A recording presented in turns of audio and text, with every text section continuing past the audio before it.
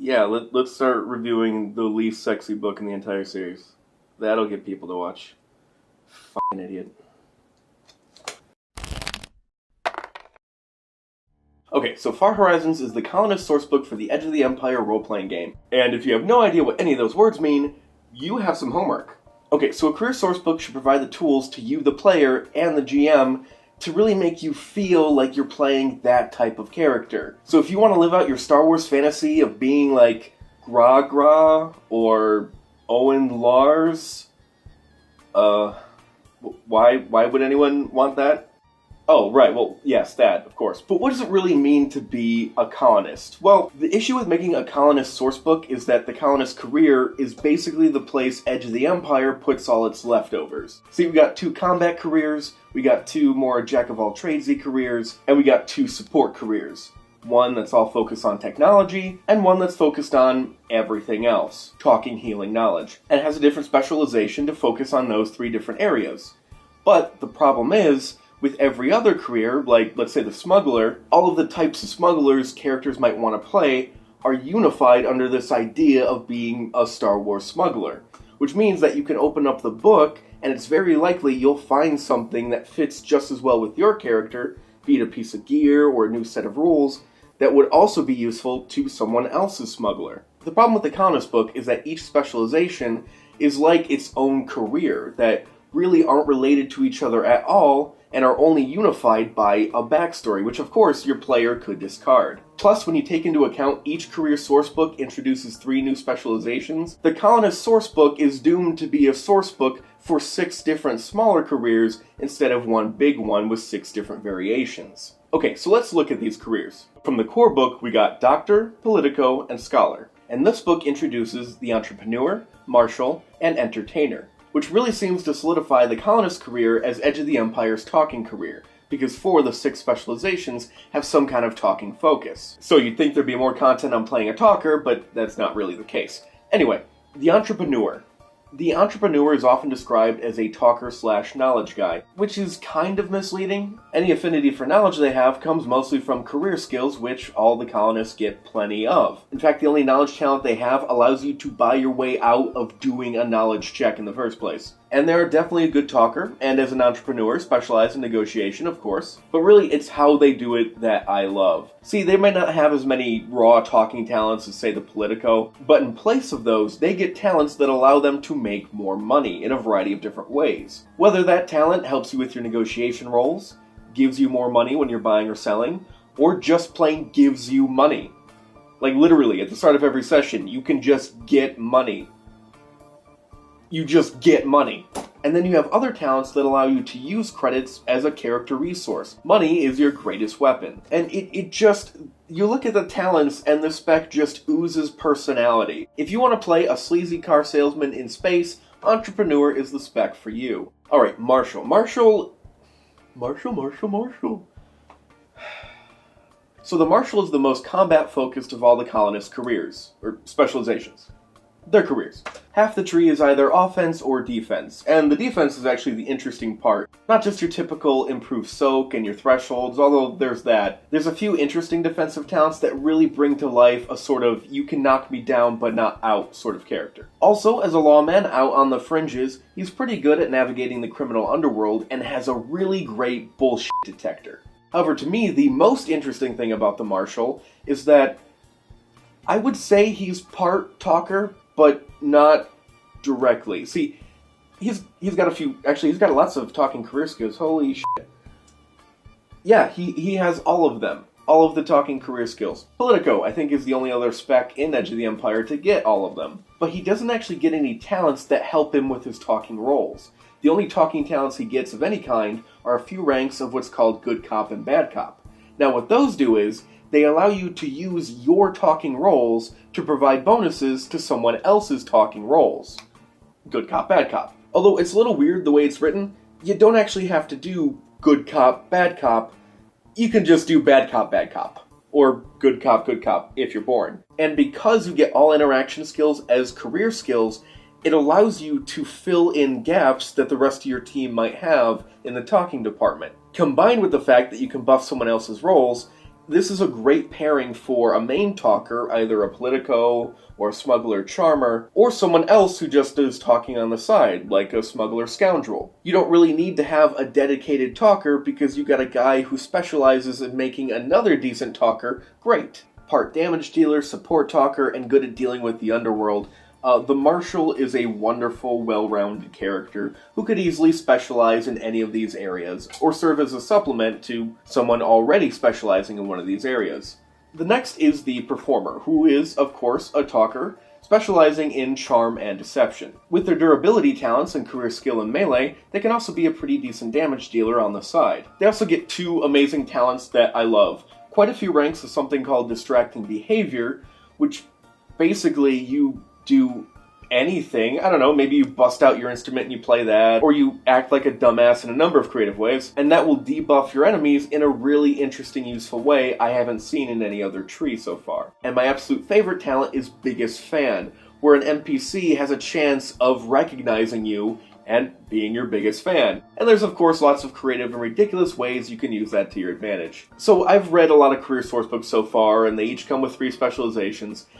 This book, hands down, has my absolute favorite set of specializations in any of the career source books. Every single one in here has inspired a character in my mind that I absolutely cannot wait to play. Of course, we'll never get a chance to play all of them, but the fact is, great specializations. I love the way they take a role like talking, which might not appeal to everyone, and not only allow you to be a talker and to specialize in talking, but specialize in different types of talking, have different types of talkers, people who talk in different ways, and to pair that role with different other types of roles in different combinations. I think it's great. I love these specializations, and if any of them appeal to you, alone they're probably worth the purchase. Okay, so signature abilities. Every career gets 2 in their sourcebook, and they are once per session oh shit buttons. And there's a whole bunch of talents to upgrade how it works. First of all, we have Insightful Revelation. Basically, it gives you knowledge about the situation. Yes, colonists have a bit of a knowledge focus, and tend to be well-educated, possibly intelligent characters, but not necessarily. And being insightful may not fit your idea of your particular colonist, which is why it's a good thing we have unmatched expertise, which provides a huge benefit to your career skills for a certain amount of time. Basically, you're better at the thing you do. It's going to be useful and fits for every character you could possibly imagine building. So you aren't going to feel like left out or like you're betraying your character by taking this super awesome useful ability. Because as always with these games, the talents and the skills, it's really not about being awesome, it's about bringing the character you want to play to life. Every career source book will have about 3 species. In this case, we got the Arcona, the Gran, and the Chevin. The thing I like about the Arcona is that they're so unnecessarily weird. They can get massively addicted to table salt, for some reason.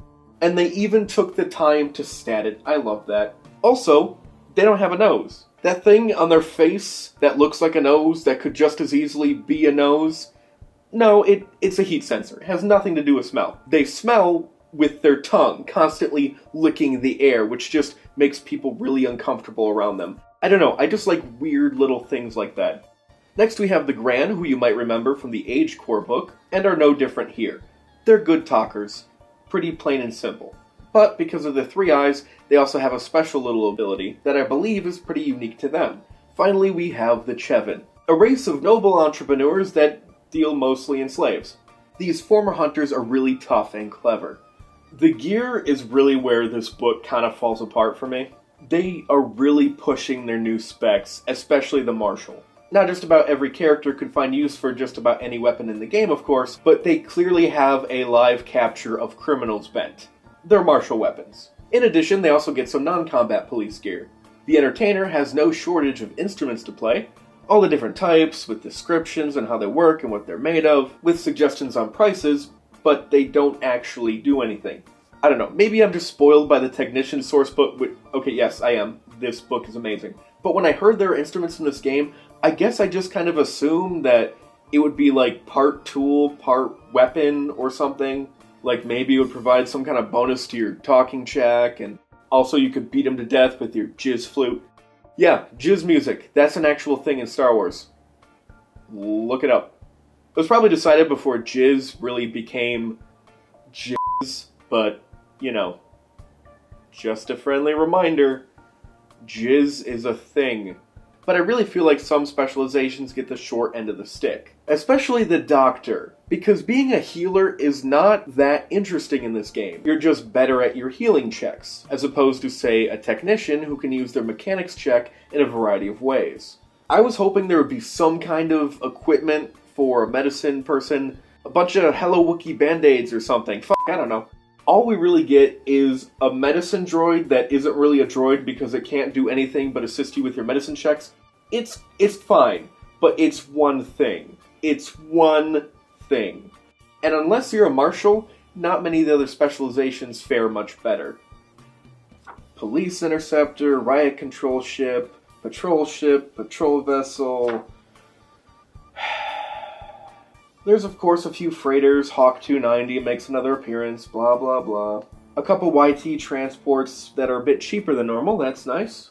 I do like there's a luxury yacht and a starliner, although, let's be honest, a starliner is probably more useful as a location than a set of armor and guns. Really, I feel like the ships, if anything, are more useful for a GM trying to populate their world than to the players. As with any sourcebook, there are sections on playing a colonist character. There's the usual obligation and motivation charts you can find in any career sourcebook, as well as the section I actually like, the backgrounds. While the doctor doesn't get a whole lot in the way of gear, there are a few guidelines for the GM to make medical checks and encounters more interesting. Stats for dangerous locations, or doing medical checks when you're short on time, or my personal favorite, emergency triage, which deals with taking on multiple patients at a time. There's also advice for the GMs for creating content for these specializations and handling some of the talents, which is especially needed, I thought, in the case of the Scholar. That talent they have that deals with interacting with institutes of knowledge always seemed to come out of left field to me. It just didn't look like it would be all that useful. But now with the charts and guidelines they have for that, I got a better understanding of what they're going for. And now I don't have the desire to skip over that talent. There's also a pretty substantial section on dealing with talking encounters, not only controlling the flow of information, but what different types of information could be revealed in a conversation and what that means for the conversation. The most appreciated part of the book, to me, at least as a GM, is the fact that they have 4 colonist-themed encounters, each with a summary, parts 1, 2, 3, and a little twist. They aren't full encounters, just a basic outline, but when combined with the 4 campaign ideas, which are a bit more detailed, there is a ton of content for you to use. We also have rules for creating a base of operations, be it a homestead or business. Everything from a mining colony, to a space station you manage, to a storefront.